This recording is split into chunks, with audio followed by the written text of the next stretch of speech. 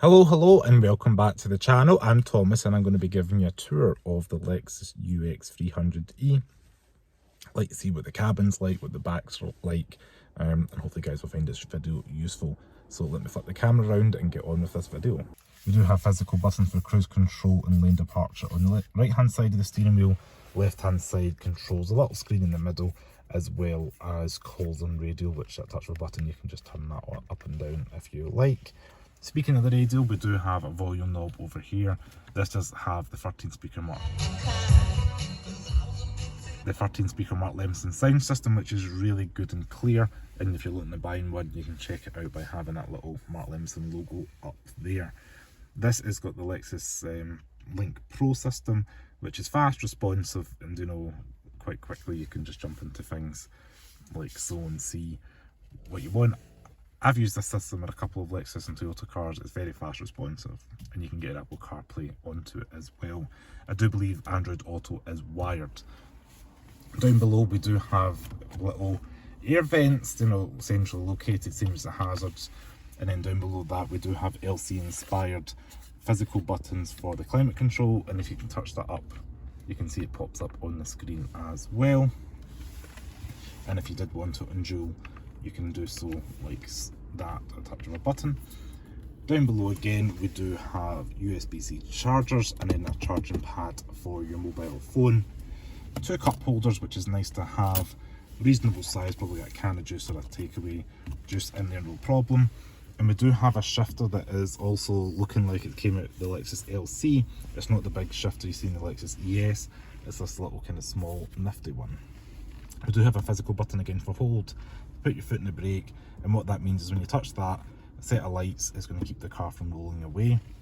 Physical button for your heating and cool seats. You can leave them in auto and it'll go white like so, or you can go through the free stage of the heating, which is quite a nice feature to have. On a wet cold day like today, I probably would have it on low just to keep yourself warm. Wouldn't be a Cars of Glasgow video without a glove box reveal. It's softly damp, not lined with fuzzy stuff. It does have a little shelf in there, but once you've got your kind of bits and bobs in there, there's not much room for anything else. At least the buttons kind of semi-hidden there. Material dash quality, kind of this rubberized, looks like wheel skin up top, and then this is kind of it's padded, but it's nothing exciting. Like the new LBX has kind of got the fabric trim going across here. Yeah, there's not too much going on. Door handles again, LC inspired. Driver side, do the same as the passenger. Build quality's top notch, just it's a bit more kind of rubberized, soft touch material. We do have auto mirrors, and you'll notice you can fold them in as well, like so. Leave it in the middle for auto, and if you're looking at again one of these, if it's not saying auto, your car does not have automatic folding mirrors. Electrical adjustment, door lock, window locks, and electric windows. You'll notice this has a little ridge on it. That's so when you're driving maybe at night, you can run your finger over it and you know which one is the front driver's window. They are all electric, and if I show you like this, get it going, there we go. You see it kind of slows down as it goes up towards the window. It's a nice neat Lexus touch. This car does have the black leather interior. From what I can see in the press information, it's like Kanome kind of design. I'm butchering that Japanese, but it's 10 stitches per inch was the main takeaway from it, with this kind of cross stitching up at the top of the seats. And you can get it in cream, ash or hazel interior if black's not for you. And we get this lovely moonroof on the Takumi spec, which has a manual shade, which you might complain at a £57,000 car having, but I have been in more expensive cars that also have this shade, that have double the price of this almost, and yeah, it's just something we're going to have to live with. I guess if you're buying this used in 10 years time, you don't have to worry about that breaking. As you can see, you've got a little bit of room in the back, and I'll show you that in a second. Before we jump in the back, let me show you this little centre armrest here. It is dual hinged, it's got a USB-A charger with a little power outlet there. It is lined with fuzzy stuff on the bottom, but things will scratch and make a noise around the sides. And your passenger and driver can access it, which is a nice touch. It's worth noting up the top, just like the Lexus LC, we do have modes for your driving modes, and your stability control is up here as well. So we'll jump into the back of the UX. As you can see, first off the door, there's no door card in terms of like storage there, but it opens relatively wide enough. It's not the largest aperture, but we do have a door handle inspired by the LC, and we do have a window switch at least. And this is softly padded, but the rest of it is a little bit cheaper feeling. Jump into the back. This is where the electric version feels different to the hybrid, because the floor feels a little bit like brought up the base of the floor in here. So even sitting behind myself, my feet are really struggling to get any space underneath this seat. And you'll notice this just seems to be a Toyota thing, Lexus thing, that the map pocket is on one side and you don't get it on the other side. I said I would love to know the reason for that, but maybe not to poke the driver in the back. Potentially, I'm not sure. We do have air vents in the back, which is nice. You don't always see in a small compact car. Heated seats in the rear as well, as you can see, like so. And we do have these USB ports, there we go, to charge your devices. So heated seats in the back, USB chargers. Anybody in the back of the car will be comfortable enough. And I would probably say have two at a push here, because you do have a little armrest, cup holders again, and we do have child seat anchor points, which hard to do with one finger, but there we go, like so. You can go ahead and do that if you want them to put your child seat in. It's worth noting that we do have this big hump in here, and that's because it shares its platform with the UX and other Toyota products that have got a petrol engine and need a drive shaft. So unfortunately we do have kind of the middle seat's pretty much redundant. You could straddle it, I guess, but this car is going to be a tight squeeze for 3 adults abreast. So out with knee room, I'm 5'11". I've got like an inch or so of headroom back here. Shoulder room's quite tight, and because of the way the roof goes down, visibility's not fantastic. Tinted windows are not helping either is the dark headliner. So this is one of the few vehicles I'd probably say it would benefit from like a full panoramic roof, or no tinted windows, or just a lighter headliner, because it does feel a little bit claustrophobic with all the black interior. And I think that's worth considering. If you're carrying people in the back regularly, maybe get a lighter interior just to kind of help brighten things up. We do have a charging port on the driver's side of the car, or the right hand side of the car, like so. You can pause if you want to read that information.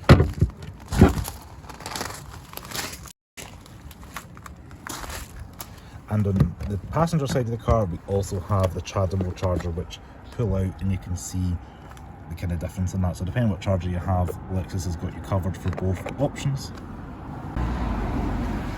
Boot space in the UX is a decent size, as you can see, squared off, tie down hooks. Nothing too exciting here. Limited storage, if any, really under there. But load lip height isn't too bad, and you can get things in. There's no clever false floor or anything like that, unfortunately. But we do have these little hooks here that flip down, and they're maximum 4 kilograms according to what it says on it. But you can maybe hang shopping bags there. There's plenty of room for chargers, shopping, whatever it may be. And I do like this little kind of lightweight vanity, this is a vanity cover, kind of boot protector cover thing. It is electrically operated. Touch the button and it will close like so.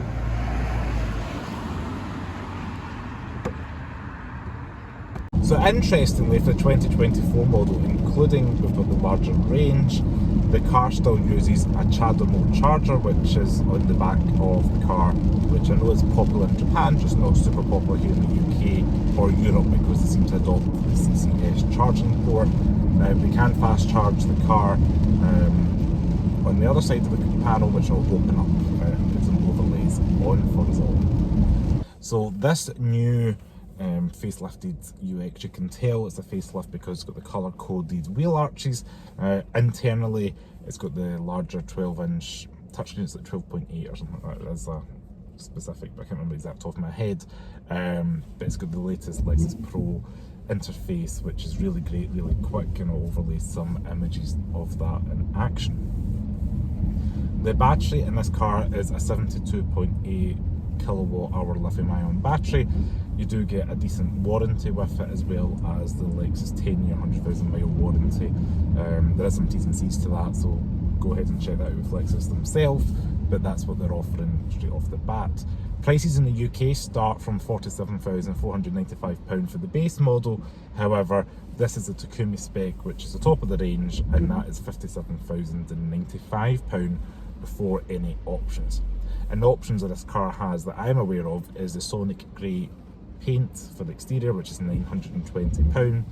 So you're looking about £58,000 for this car today. Now, the Takumi does give you all the kind of gadgets and tech features that you might have came accustomed to with a premium manufacturer or just with your day-to-day life. So things like the sunroof or moonroof, when they call it, tilts and opens. We do have the 13-speaker Mark Levinson sound system, which is really good and really worth really getting. You know, if you appreciate a good audio system, it is that bit different, and I do appreciate a Mark Levinson. We do have the black leather interior, this one, and from what I can see from the Lexus press information is we've got Kanome pattern is 10 stitches per inch, this design in the back of the seats, and there is other colours available as well. So if black's not your thing, you can get cream, ash or hazel. Same as exterior colours as well. If this grey colour is not for you, there's whites, reds, blacks, blues, a whole host to suit your needs. This car also features a 5.2 metre curb-to-curb turning radius, which Lexus says best in class. You know, it's pretty nippy and agile out in the road, which is what I am appreciating, and I have not tested that, but I'm not doubting it either. Range in this electric car is 279 miles with the 17-inch wheels and 274 miles with the 18-inch as equipped today. Now, I've just got a warning saying regenerative braking, limited please press brake to decelerate, which is lovely. The boot space in this car for the 2024 is 367 litres. Now, according to the press information that I've read, that is an increase over the outgoing model.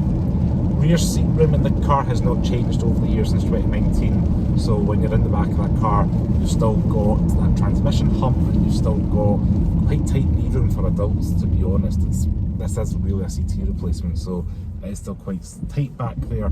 If you're looking for a Lexus and electric and you've got maybe family and things to carry, I would check out the RZ. What else to say about it? Well, interestingly, I did read about battery heating that Lexus have developed for this car. So each element in the system has got a clever system underneath to heat the battery modules. This is minimising the input of low temperatures, you know, when your range is affected in winter times, and it's been tested. And apparently it's good for extreme cold of up to minus 30 degrees, which is quite good, I guess. And they've changed the charging time for when the system's not operating without heating, really, from 25 hours to 8 hours 15 minutes. Now, rapid charging, I have been told that on a 50 kilowatt charge you can get 10 to 80% in about 80 minutes. I said, I think that's alright. I said, you're going to be doing this, the kind of car you're probably going to have doing it around town, or charging at an office, or charging at home and doing your commute. Just part of that EV life, which we're not getting into today. We are getting 3.1 miles per kilowatt hour, which is alright as well. That's average to good, I would say, for an EV, what I would expect in terms of efficiency. There is other models available in the market that give you more, or other models that consume more electricity. So it just depends how you drive as well. Now, you're probably going to buy a UX if you appreciate, you know, standard car ergonomics. You get into it, there's no steep learning curve, everything's clear to read visually.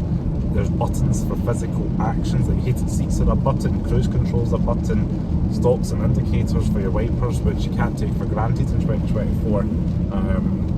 Everything's just logically laid out. Same thing for your climate control, you've got physical buttons for that, which are LC inspired, shall we say. The stocks do feel like straight out of the Lexus LC, but hey ho. So what does this car compete with? The BMW iX1, the Mercedes-Benz EQA, and then probably the Volvo XC40 Recharge are all in that kind of compact electric SUV segment. So I just want to say a big thank you to Lexus Glasgow for loaning me their Lexus UX 300D. Feel free to go check them out. It's a lovely rainy day here in Glasgow.